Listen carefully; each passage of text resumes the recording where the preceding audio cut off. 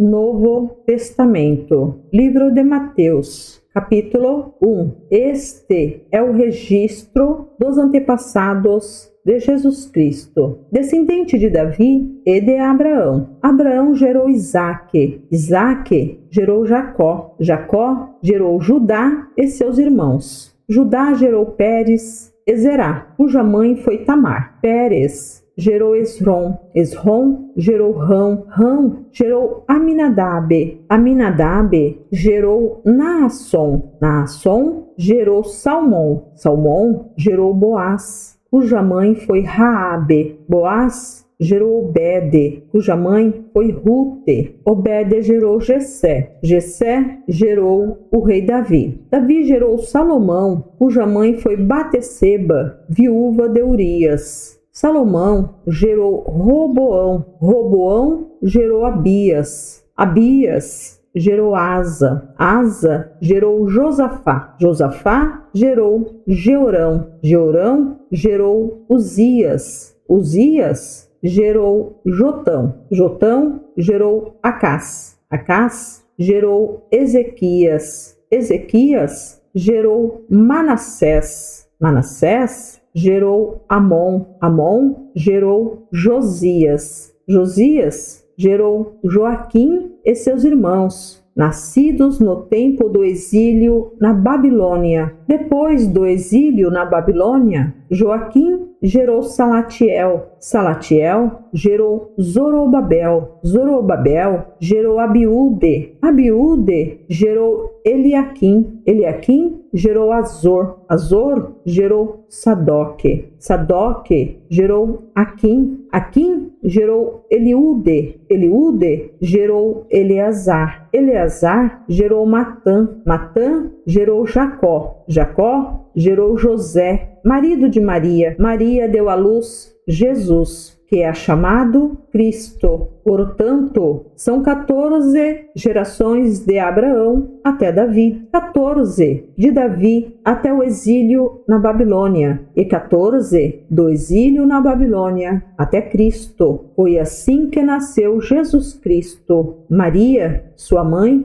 estava prometida para se casar com José. Antes do casamento, porém, ela engravidou pelo poder do Espírito Santo. José, seu noivo, era um homem justo e resolveu romper a união em segredo, pois não queria envergonhá-la com uma separação pública. Enquanto ele pensava nisso, um anjo do Senhor lhe apareceu em sonho e disse: José, filho de Davi, não tenha medo de receber Maria como esposa, pois a criança dentro dela foi concebida pelo Espírito Santo. Ela terá um filho e você lhe dará o nome de Jesus, pois ele salvará seu povo dos seus pecados. Tudo isso aconteceu para cumprir o que o Senhor tinha dito por meio do profeta. Vejam, a virgem ficará grávida. Ela dará à luz um filho e o chamarão Emanuel, que significa Deus conosco. Quando José acordou,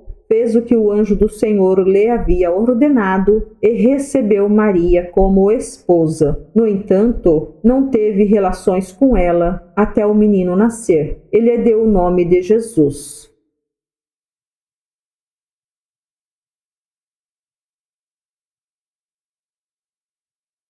Livro de Mateus, capítulo 2. Jesus nasceu em Belém, na Judéia, durante o reinado de Herodes. Por esse tempo, alguns sábios das terras do Oriente chegaram a Jerusalém e perguntaram: onde está o recém-nascido rei dos judeus? Vimos sua estrela no Oriente e viemos adorá-lo. Ao ouvir isso, o rei Herodes ficou perturbado e com ele todo o povo de Jerusalém. Reuniu os principais sacerdotes e os mestres da lei e lhes perguntou: onde nascerá o Cristo? Eles responderam: em Belém da Judeia, pois assim escreveu o profeta: E você, Belém, na terra de Judá, não é a menor entre as principais cidades de Judá, pois de você virá um governante que será o pastor do meu povo, Israel. Então Herodes convocou os sábios em segredo e soube por eles o momento em que a estrela tinha aparecido. Vão a Belém e procurem o menino com atenção, disse ele. Quando o encontrarem, voltem e digam-me, para que eu vá e também o adore. Após a conversa com o rei, os sábios seguiram seu caminho, guiados pela estrela que tinham visto no Oriente. Ela ia diante deles, até que parou acima do lugar onde o menino estava. Quando viram a estrela, ficaram muito alegres. Ao entrar na casa, viram o menino com Maria, sua mãe,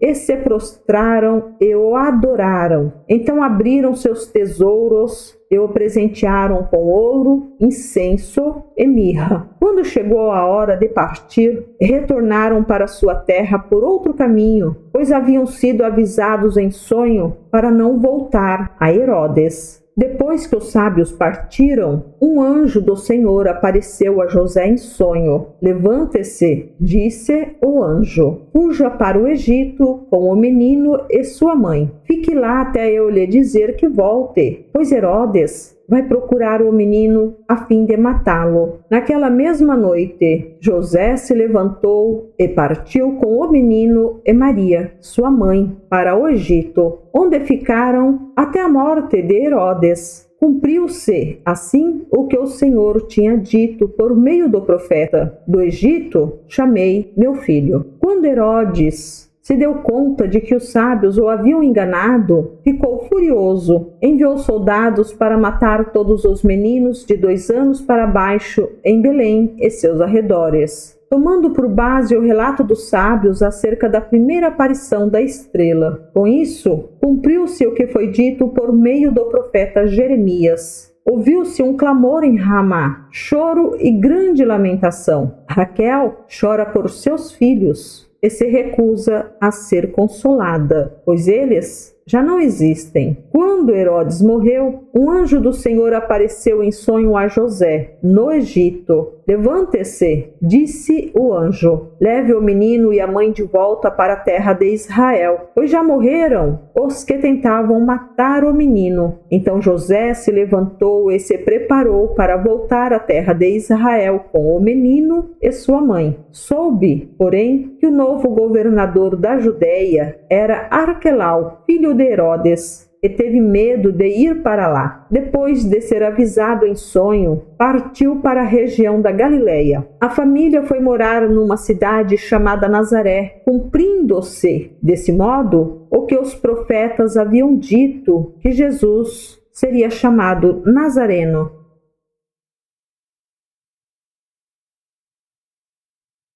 Livro de Mateus, capítulo 3. Naqueles dias, João Batista apareceu no deserto da Judéia e começou a anunciar a seguinte mensagem: arrependam-se, pois o reino dos céus está próximo. O profeta Isaías se referia a João quando disse: ele é uma voz que clama no deserto, preparem o caminho para a vinda do Senhor, abram a estrada para ele. As roupas de João eram tecidas com pelos de camelo, e ele usava um cinto de couro e alimentava-se de gafanhotos e mel silvestre. Gente de Jerusalém, de toda a Judéia e de todo o vale do Jordão ia até ele. Quando confessavam seus pecados, ele os batizava no rio Jordão. Mas quando João viu que muitos fariseus e saduceus vinham ao lugar de batismo, ele os repreendeu abertamente. Raça de víboras! Exclamou: quem os convenceu a fugir da ira que está por vir? Provem por suas ações que vocês se arrependeram. Não pensem que podem dizer uns aos outros: estamos a salvo, pois somos filhos de Abraão. Isso não significa nada, pois eu lhes digo que até destas pedras Deus pode fazer surgir filhos de Abraão. Agora mesmo, o machado do julgamento está pronto para cortar as raízes das árvores. Toda árvore que não produz bons frutos será cortada e lançada ao fogo. Eu batizo com água aqueles que se arrependem. Depois de mim, porém, virá alguém mais poderoso que eu, alguém muito superior, cujas sandálias não sou digno de carregar. Ele os batizará com o Espírito Santo e com fogo. Ele já tem na mão a pá, e com ela separará a palha do trigo e limpará a área onde os cereais são debulhados. Juntará o trigo no celeiro, mas queimará a palha no fogo, que nunca se apaga. Jesus foi da Galiléia ao Rio Jordão para que João o batizasse. João, porém, tentou impedi-lo. Sou eu que necessito ser batizado pelo Senhor, disse ele. Então, por que vem a mim? Jesus respondeu: é necessário que seja assim, pois devemos fazer tudo o que Deus requer. E João concordou em batizá-lo. Depois do batismo, enquanto Jesus saía da água, o céu se abriu e ele viu o Espírito de Deus descer como uma pomba e pousar sobre ele. E uma voz do céu disse: este é meu filho amado, que me dá grande alegria.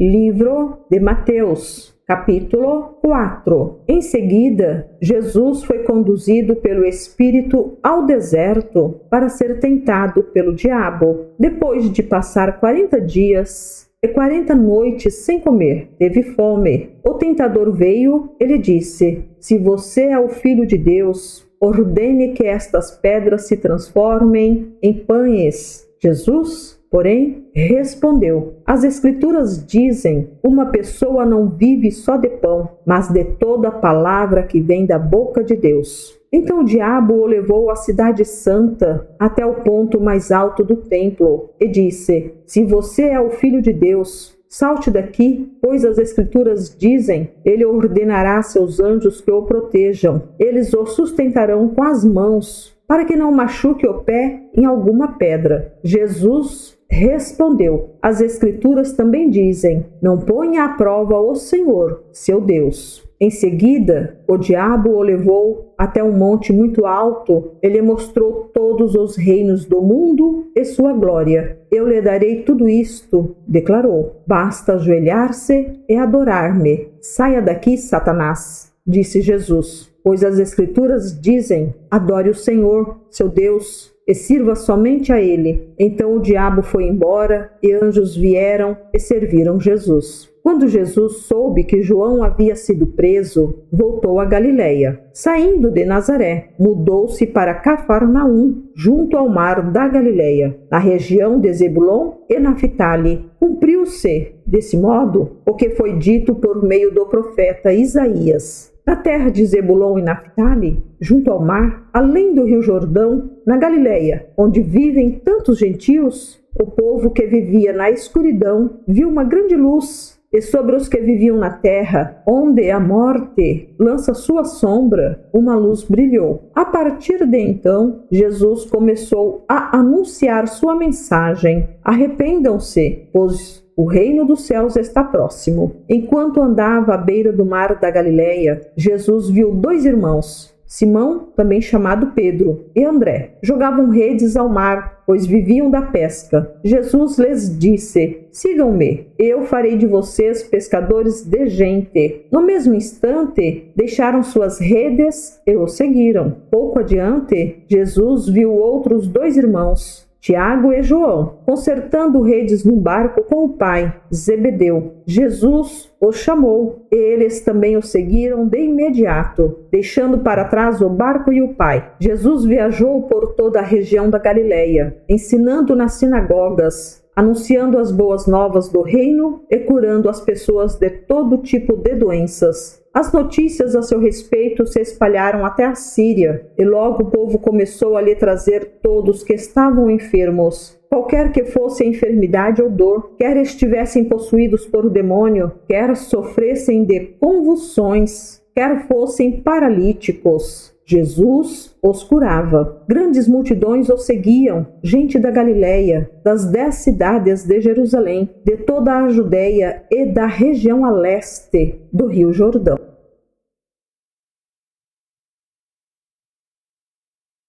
Livro de Mateus, capítulo 5. Certo dia, quando Jesus viu que as multidões se ajuntavam, subiu à encosta do monte e ali sentou-se. Seus discípulos se reuniram ao redor e ele começou a ensiná-los. Felizes os pobres de espírito, pois o reino dos céus lhes pertence. Felizes os que choram, pois serão consolados. Felizes os humildes, pois herdarão a terra. Felizes os que têm fome e sede de justiça, pois serão saciados. Felizes os misericordiosos, pois serão tratados com misericórdia. Felizes os que têm coração puro, pois verão a Deus. Felizes os que promovem a paz, pois serão chamados filhos de Deus. Felizes os perseguidos por causa da justiça, pois o reino dos céus lhes pertence. Felizes são vocês quando, por minha causa, sofrerem zombaria e perseguição, e quando outros, mentindo, disserem todo tipo de maldade a seu respeito.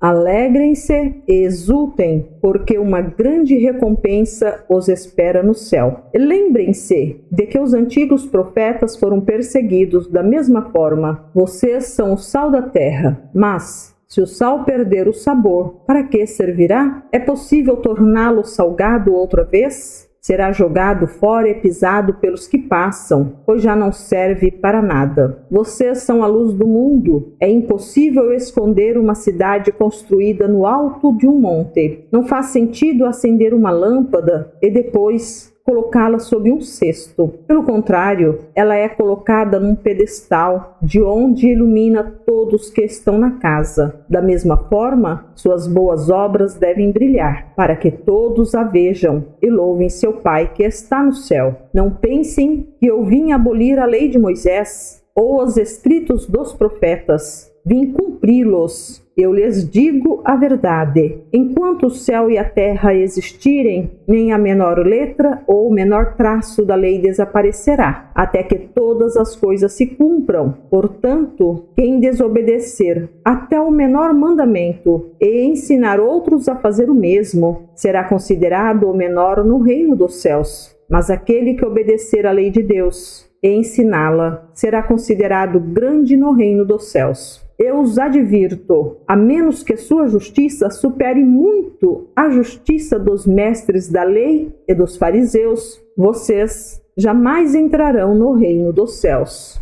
Vocês ouviram o que foi dito a seus antepassados? Não mate. Se cometer homicídio, estará sujeito a julgamento. Eu, porém, lhes digo que basta irar-se contra alguém para estar sujeito a julgamento. Quem xingar alguém de estúpido corre o risco de ser levado ao tribunal. Quem chamar alguém de louco corre o risco de ir para o inferno de fogo. Portanto, se você estiver apresentando uma oferta no altar do templo e se lembrar de que alguém tem algo contra você, deixe sua oferta ali no altar. Vá, reconcilie-se com a pessoa e então volte e apresente sua oferta. Quando você e seu adversário estiverem a caminho do tribunal, acertem logo suas diferenças. Do contrário, pode ser que o acusador o entregue ao juiz, e o juiz a um oficial, e você seja lançado na prisão. Eu lhe digo a verdade, você não será solto enquanto não tiver pago até o último centavo.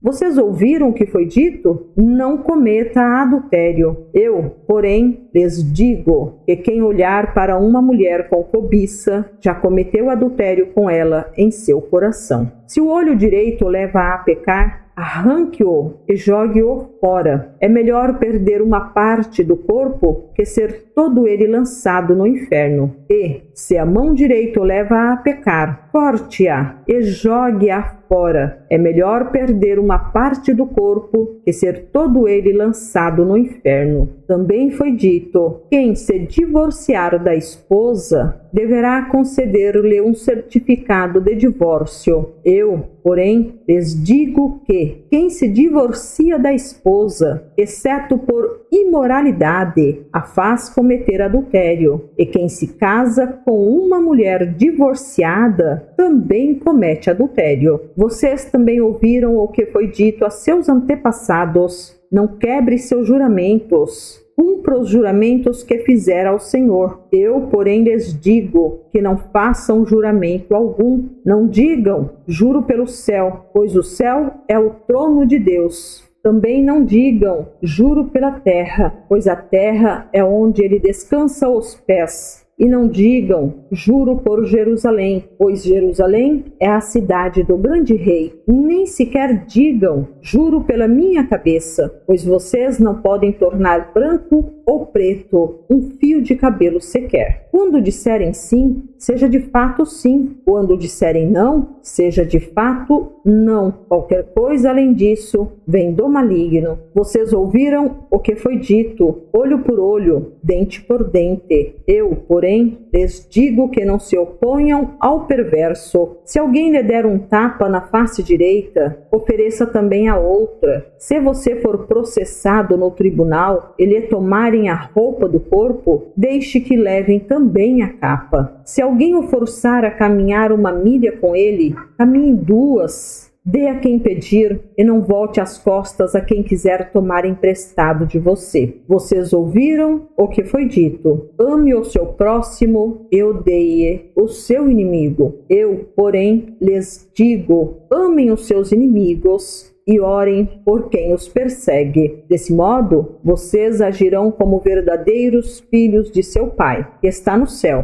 pois ele dá a luz do sol tanto a maus como a bons, e faz chover, tanto sobre os justos como injustos. Se amarem apenas aqueles que os amam, que recompensa receberão? Até os cobradores de impostos fazem o mesmo. Se cumprimentarem apenas seus amigos, que estarão fazendo demais? Até os gentios fazem isso. Portanto, sejam perfeitos, como perfeito é seu Pai Celestial.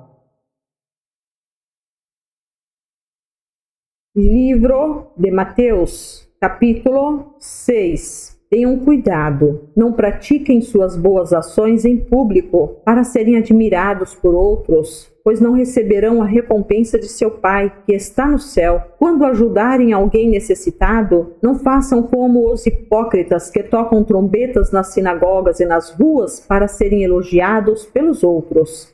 Eu lhes digo a verdade, eles não receberão outra recompensa além dessa. Mas, quando ajudarem alguém necessitado, não deixem que a mão esquerda saiba o que a direita está fazendo. Deem sua ajuda em segredo, e seu Pai, que observa em segredo, os recompensará. Quando vocês orarem, não seja como os hipócritas, que gostam de orar em público, nas sinagogas e nas esquinas, onde todos possam vê-los. Eu lhes digo a verdade, eles não receberão outra recompensa além dessa. Mas, quando orarem, cada um vá para seu quarto, feche a porta e ore a seu Pai em segredo. Então seu Pai, que observa em segredo, os recompensará. Ao orar, não repitam frases vazias sem parar, como fazem os gentios. Eles acham que, se repetirem as palavras várias vezes, suas orações serão respondidas. Não sejam como eles, pois seu Pai sabe exatamente do que vocês precisam, antes mesmo de pedirem. Portanto, orem da seguinte forma: Pai nosso que estás no céu, santificado seja o teu nome. Venha o teu reino. Seja feita a tua vontade, assim na terra como no céu. Dá-nos hoje o pão para este dia, e perdoa nossas dívidas, assim como perdoamos os nossos devedores. E não nos deixes cair em tentação, mas livra-nos do mal, pois teu é o reino, o poder e a glória para sempre. Amém. Seu Pai Celestial os perdoará se perdoarem aqueles que pecam contra vocês, mas se vocês se recusarem a perdoar os outros, seu Pai não perdoará seus pecados. Quando jejuarem, não façam como os hipócritas, que se esforçam para parecer tristes e desarrumados a fim de que as pessoas percebam que estão jejuando. Eu lhes digo a verdade, eles não receberão outra recompensa além dessa. Mas, quando jejuarem, penteiem o cabelo e lavem o rosto. Desse modo, ninguém notará que estão jejuando, exceto seu Pai, que sabe o que vocês fazem em segredo, e seu Pai, que observa em segredo, os recompensará. Não ajuntem tesouros aqui na terra, onde as traças e a ferrugem os destroem, e onde ladrões arrombam casas e os furtam. Ajuntem seus tesouros no céu, onde traças e ferrugem não destroem, e onde ladrões não arrombam nem furtam. Onde seu tesouro estiver, ali também estará seu coração. Seus olhos são como uma lâmpada que ilumina todo o corpo. Quando os olhos são bons, todo o corpo se enche de luz, mas quando os olhos são maus, o corpo se enche de escuridão. E, se a luz que há em vocês é, na verdade, escuridão, como é profunda essa escuridão? Ninguém pode servir a dois senhores, pois odiará um e amará o outro. Será dedicado a um e desprezará o outro. Vocês não podem servir a Deus e ao dinheiro. Por isso eu lhes digo que não se preocupem com a vida diária, se terão o suficiente para comer, beber ou vestir. A vida não é mais que comida, e o corpo não é mais que roupa. Observem os pássaros. Eles não plantam, nem colhem, nem guardam alimento em celeiros, pois seu Pai Celestial os alimenta. Acaso vocês não são muito mais valiosos que os pássaros? Qual de vocês, por mais preocupado que esteja, pode acrescentar ao menos 1 hora à sua vida? E por que se preocupar com a roupa? Observem como crescem os lírios do campo. Não trabalham nem fazem roupas. E, no entanto, nem Salomão em toda a sua glória se vestiu como eles. E, se Deus veste com tamanha beleza as flores silvestres que hoje estão aqui e amanhã serão lançadas ao fogo, não será muito mais generoso com vocês, gente de pequena fé? Portanto, não se preocupem, dizendo: o que vamos comer, o que vamos beber, o que vamos vestir? Essas coisas ocupam o pensamento dos pagãos. Mas seu Pai Celestial já sabe do que vocês precisam. Busquem, em primeiro lugar, o reino de Deus e a sua justiça, e todas essas coisas lhes serão dadas. Portanto, não se preocupem com o amanhã, pois o amanhã trará suas próprias inquietações. Bastam para hoje os problemas deste dia.